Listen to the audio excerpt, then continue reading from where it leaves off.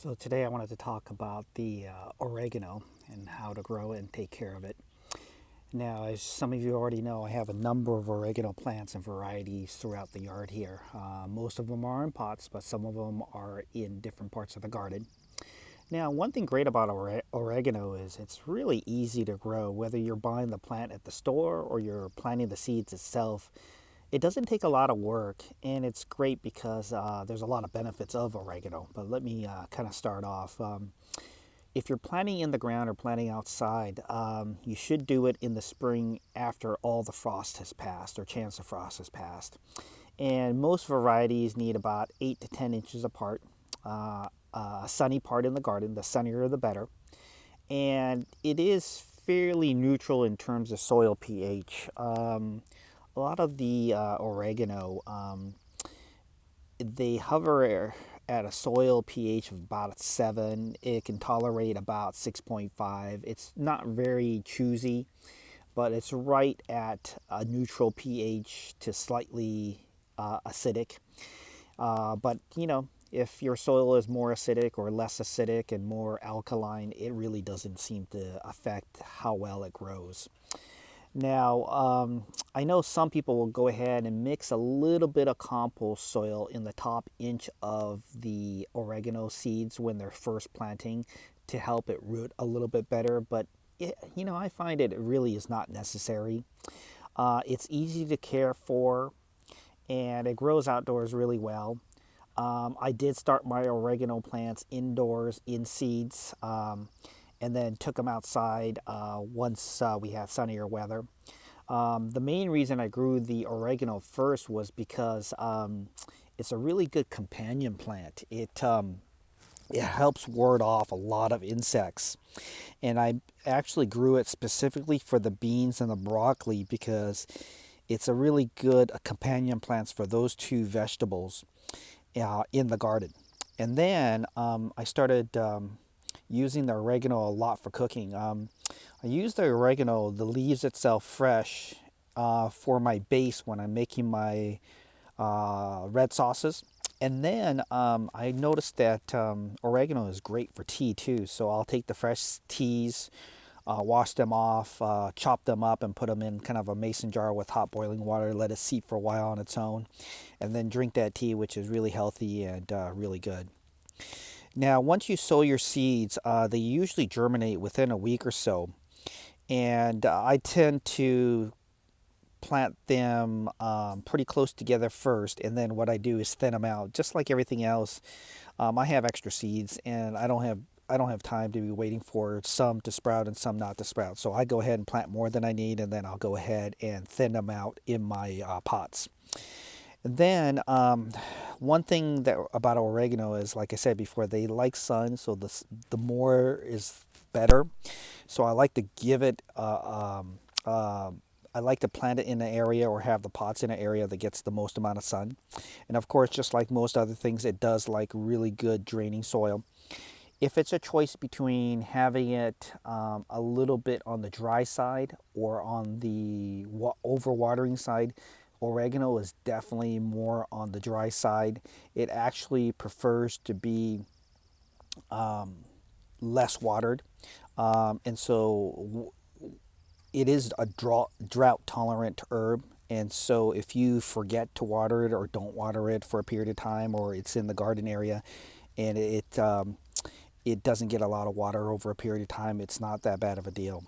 And I also don't even bother fertilizing it either, because it just kind of takes care of itself, and I don't really have to add any fertilizer. I don't have to worry about watering it excessively. It definitely does not like to have wet feet, so if it's a choice between having it dry out a little bit or watering it a little too much, you should be on the side of letting it dry out a little bit. Now, I use mine, of course, for a lot of cooking and for tea. And so I haven't been able to take care of this too much. Like, I should be cutting this back and taking the leaves, and I can go ahead and take the whole leaves, put it in a Ziploc freezer bag and freeze it and have it all throughout the year. I have so many plants, and we have such mild weather here for the most part here in the Pacific Northwest. I don't bother to to harvest and store and save the oregano seeds.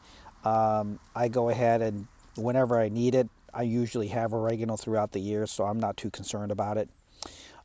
It's one of the easiest things to grow, and the fact that it's a really good companion plant because it wards off a lot of insects in your garden.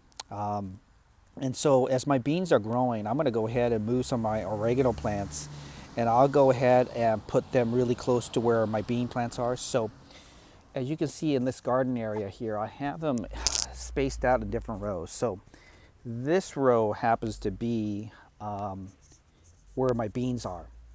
And then this row will be, I only have two right now, but I'll have cucumbers in this row.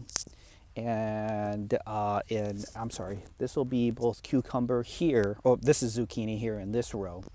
And then that row is um, the cucumbers. So this row will eventually be all cucumbers. This row is already zucchini. As you can see, it's already pretty tightly spaced. So I'm going to have to move these containers at some point when they get bigger. But this right here is where the beans are. I got a lot of beans over there by the car. I'm going to have to space them out at some point. But right now, I got the beans kind of set up and growing here, but I'll put the oregano plant closer to the beans because it helps ward off the insects. Now, I tend to grow majority of mine in pots because that way they're movable, but I have a few in the garden area, a little bit shielded because in the wintertime, I want to keep them away from the wind and too much of the cold weather. It's a very cold hardy plant, meaning that it comes back year after year. So one thing great about oregano is in the late fall, you can go ahead and cut it back. You should be cutting this back as very far almost to the stub. And then it's so cold hardy that even if the roots start getting brown like it did down here, I have some on a different plant where the roots have started to, they ended up shriveling up. Let me just show you what happened here. So this oregano plant, I did not put underneath the roof overhang. Most of my oregano plants, I either put it on the roof overhang behind a car so it limits the wind and the rain and the elements. But this oregano plant, I forgot all about it, and it stayed here in the garden the whole winter. This pea plant was not here the whole winter. And this thing, I didn't even bother to cut it back, which I should have. But it basically, what happened was it totally shrunk down to the stub, and then without me even realizing it, in the springtime it just came back naturally. And look at where it's at now, right? And so I got to do a little bit of maintenance, which I'll do probably not today because it's kind of been a wet, rainy, drizzly day. But and the rain's supposed to be coming here within the hour, so I'll go ahead and probably do it day after tomorrow. But oregano is very easy to work with, and it just keeps on growing back. I have more over here, so that's my little herb garden that I keep. And so what'll happen is don't bother fertilizing it in the growing season. Put it in full sun. Make sure your soil is good draining. Don't overwater your oregano. The leaves actually have more flavor if you don't overwater it. By overwatering and having wet feet, the leaves don't have that flavor and the taste of oregano. And since I like to use mine for making pasta sauces and bases for that, I want as much flavor as possible. And so making sure that you don't overwater kind of tends to bring out more of the flavor because they like that hot, dry, sunny conditions. Now, one thing I want to go back on is, I forgot to tell you, is on the seeds itself. Unlike most seeds where you'll go ahead and plant the seeds about a 1/4 inch to a full inch deep, depending on the type of seed and how big they are, when you sow your seeds in pots or starter kits or whatnot, you actually don't need to bury them. You can actually have them sitting up on top and just water the soil, and they start sprouting on its own. Now, my grandfather, he did always take a little bit of potting mix soil and used his fingers and pinched off, the soil so it's not clumping, but he'll go ahead and sprinkle it on the top of the soil so there's just a light dusting of dirt on the very top of the seeds. And that's how he did it. And so depending on how lazy I am, I'll go ahead and take a little bit of soil and pinch it and kind of cover the tops of my seeds when I'm sowing. But I'm probably only doing that with 50% of the seeds since I'm doing a quick and easy job on it. Some of the seeds are covered, it's slightly covered, and some aren't, and it seems to sprout them all. And so it's not that big of a deal. They usually germinate within about 7 to 14 days. I put mine, of course, right on a south facing window with great sun in the morning. And then once they're about 1 to 3 inches tall, I go ahead and bring them outside, and they do really well. If the soil is about 65 to 70 degrees or better, that's really good for the oregano plants. There's not a lot you have to do to take care of it. They even grow in really bad soil. So if you have a lot of clay soil and you just don't want to go ahead and mend your soil, if you start them in your seed starting like Jiffy pots or a potting mix soil, and then you take that whole thing and just plop it into your garden bed area, and you don't have time to amend your soil, you're gonna still be okay because it really does really grow really well and easily.